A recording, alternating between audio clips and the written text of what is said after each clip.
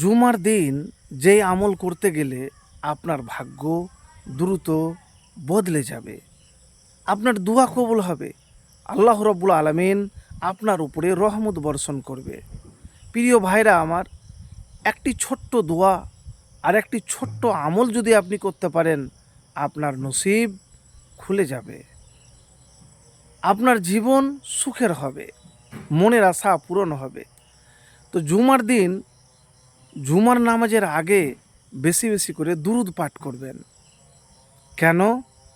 রসুল্লাহ সাল্লাল্লাহু আলাইহি ওয়াসাল্লাম বলেছেন, যে ব্যক্তি আমার প্রতি একবার দুরুদ পাঠ করে আল্লাহ তাআলা তার প্রতি 10টি রহমত বর্ষণ করেন।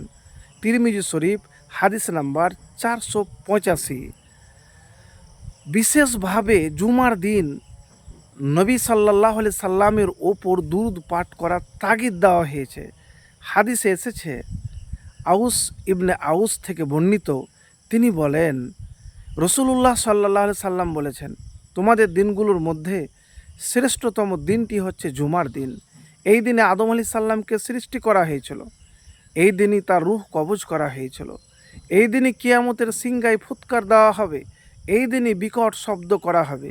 কাজী এই দিন তোমরা আমার উপর বেশি করে দুরুদ পড়ো, কারণ তোমাদের দুরুদগুলো আমার কাছে পেশ করা হয়। তো প্রিয় ভাইরা আমার, আপনি যতটা পারবেন, একবার, 3বার, 7বার, যতবার আপনি দুরুদ পাঠ করেন, যদি আপনার দোয়া আপনি কবুল করাতে চান। আনাস বিন মালিক রাদিয়াল্লাহু তাআলা বলেন যে রসুলুল্লাহ সাল্লাল্লাহু আলাইহি সাল্লাম বলেছেন, জুমার দিন বা জুমার রাতে আমার প্রতি বেশি বেশি দুরুদ পাঠ করো, কারণ যে আমার প্রতি একবার দুরুদ পাঠ করে আল্লাহ তার উপর 10টি রহমত নাজিল করেন। তাহলে হাদিস থেকে বোঝা যায়, আপনার জীবন যদি সুখের করতে চান, শান্তির করতে চান, মনের আশা পূরণ করাতে চান, দোয়া কবুল করাতে চান, তাহলে আপনি দোয়া বেশি বেশি করে পাঠ করুন। আর জুমার নামাজের আগে এই দোয়াটি বেশি করে পড়ুন, আল্লাহুম্মা ইন্নী আসআলুকা মিন ফাজাআতিল খায়র।